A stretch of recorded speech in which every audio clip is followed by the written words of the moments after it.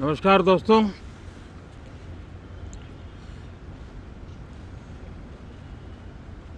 Monsoon सत्र में आप सभी मीडिया जगत के लोगों का स्वागत है।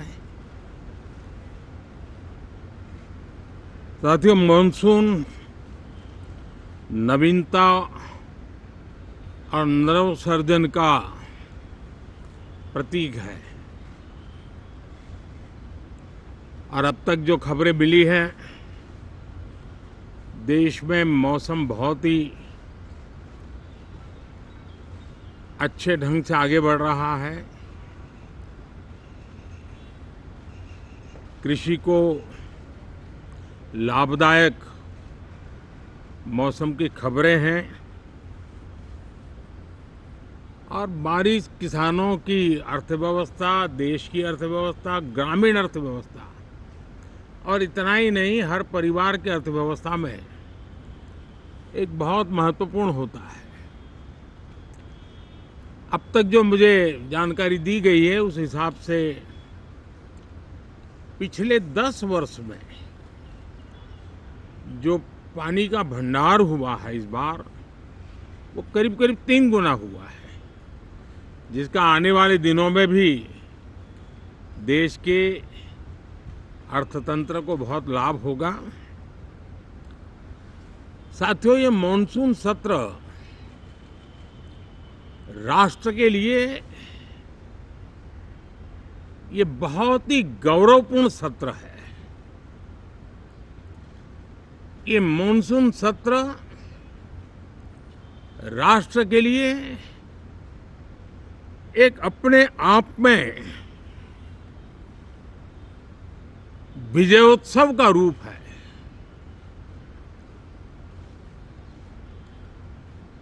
और जब मैं कहता हूं कि सत्र राष्ट्र गौरव और विजयोत्सव का सत्र है, तो सबसे पहले तो मैं पहली बार इंटरनेशनल स्पेस स्टेशन पर भारत का तिरंगा झंडा वहां लहराना, ये हर देशवासी के लिए गौरव की पल है। देश में साइंस टेक्नोलॉजी के प्रति, इनोवेशन के प्रति नया उमंग और उत्साह भरने वाली ये सफल यात्रा रही है और पूरे सांसद, लोकसभा राज्यसभा दोनों सदन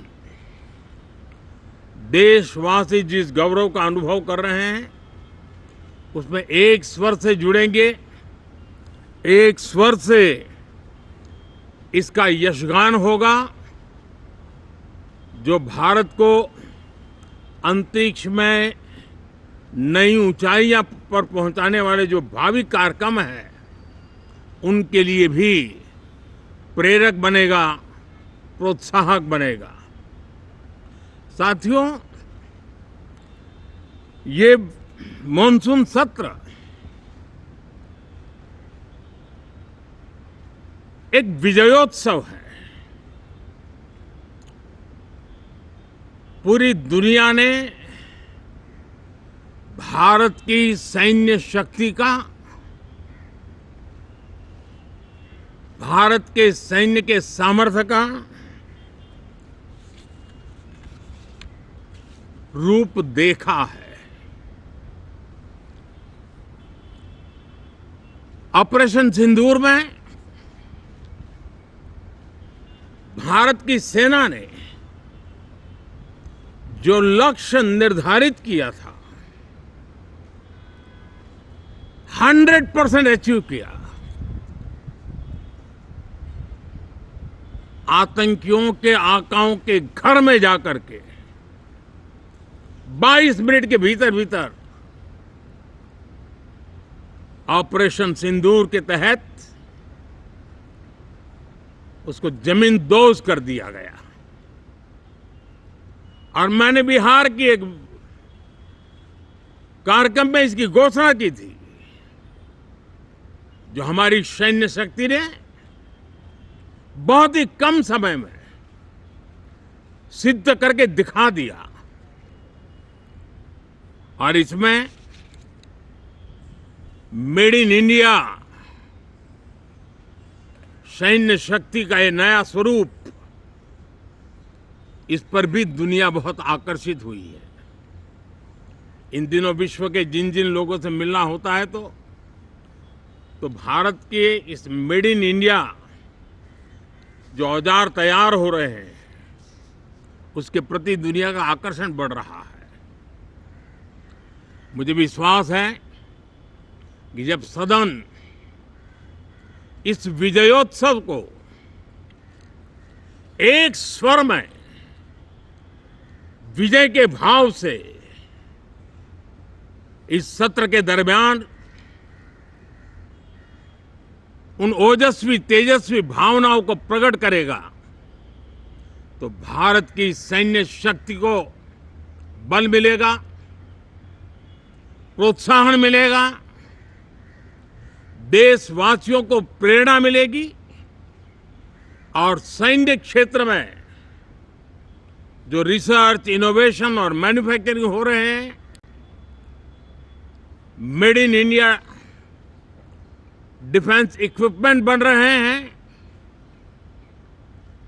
उसको भी एक बल मिलेगा और जो भारत के नौजवानों के लिए नए रोजगार के अवसर पैदा करेगा।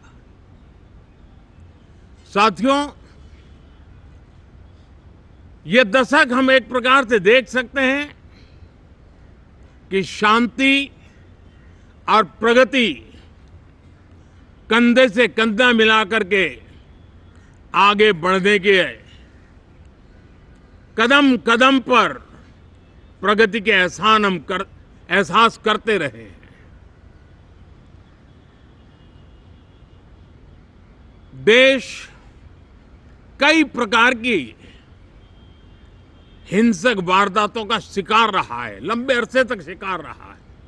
देश आजाद हुआ तब से ये समस्या को हम झेल रहे हैं, चाहे आतंकवाद हो, नक्सलवाद हो। कोई प्रारंभ में शुरू हुआ होगा, कोई बाद में शुरू हुआ होगा, लेकिन आज नक्सलवाद का, माओवाद का दायरा बहुत तेजी से सिकुड़ रहा है। माओवाद को, नक्सलवाद को जड़ से उखाड़ने के संकल्प के साथ देश के सुरक्षा बल एक नए आत्मविश्वास से, तेज गति से सफलता की ओर कदम रख रहे हैं।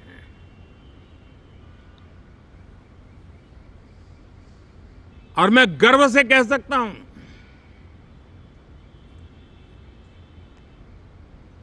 देश में सैकड़ों जिले नक्सल की चपेट में से निकल करके आज मुक्ति का सांस ले रहे हैं।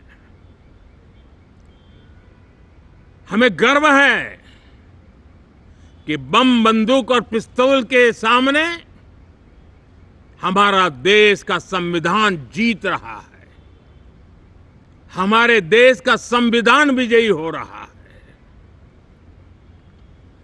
देश के उज्जवल भविष्य के लिए साफ दिख रहा है कि कल तक जो रेड कॉरिडोर थे, वो आज ग्रीन ग्रोथ जोन में परिवर्तित होते नजर आ रहे हैं। साथियों, एक के बाद ऐसी घटनाएं देशभक्ति के लिए, देश की भलाई के लिए संसद में पहुंचे हुए हर माननीय सांसद के लिए गौरव का पल है। और संसद के इस सत्र में ये गौरव गान पूरा देश सुनेगा, हर सांसद से सुनेगा, हर दल से सुनेगा। साथियों, आर्थिक क्षेत्र में भी जब 2014 में आप सबने हमें जिम्मेवारी दी, देश फ्रेजाइल 5 की अवस्था से गुजर रहा था। 2014 के पहले वैश्विक अर्थव्यवस्था में हम 10वें नंबर पर थे और आज भारत तेज गति से दुनिया की तीसरे नंबर की अर्थव्यवस्था बनने की दिशा में आगे बढ़ रहा है, दरवाजे पर दस्तक दे रहा है। इन दिनों 25 करोड़ गरीबों का गरीबी से बाहर निकलना, जिसको विश्व की अनेक संस्थाएं सराहना कर रही है। देश में एक जमाना था 2014 के पहले, जब महंगाई का दर, इन्फ्लेशन रेट डबल डिजिट में हुआ करता था। आज 2% के आसपास आकर के देश के सामान्य मानव के जीवन में राहत बन गया है, सुविधा बन गया है।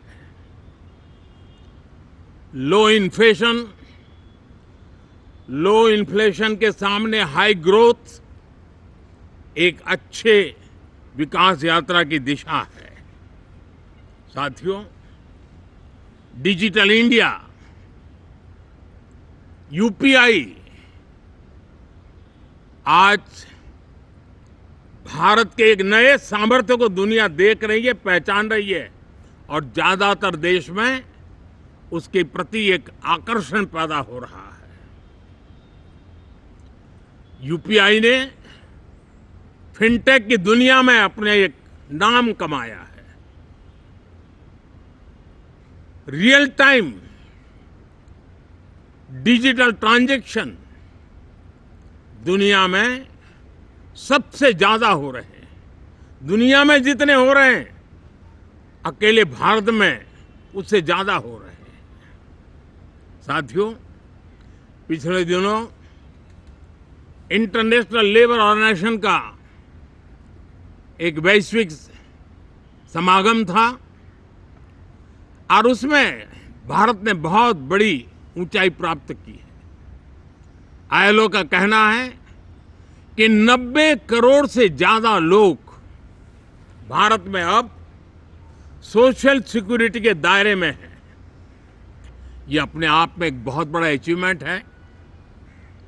उसी प्रकार से वैश्विक संस्था WHO ने ये कहा है कि भारत अब आंख की जो बीमारी आमतौर पर बारिश के सीजन में ज़्यादा देखी जाती थी, ट्रैकोमा, अब भारत को WHO ने ट्रैकोमा फ्री घोषित किया है।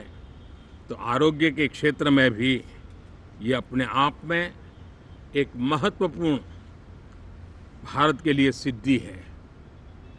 साथियों, पहलगाम की क्रूर हत्या, अत्याचार, नरसंहार पूरी दुनिया चौंक उठी थी।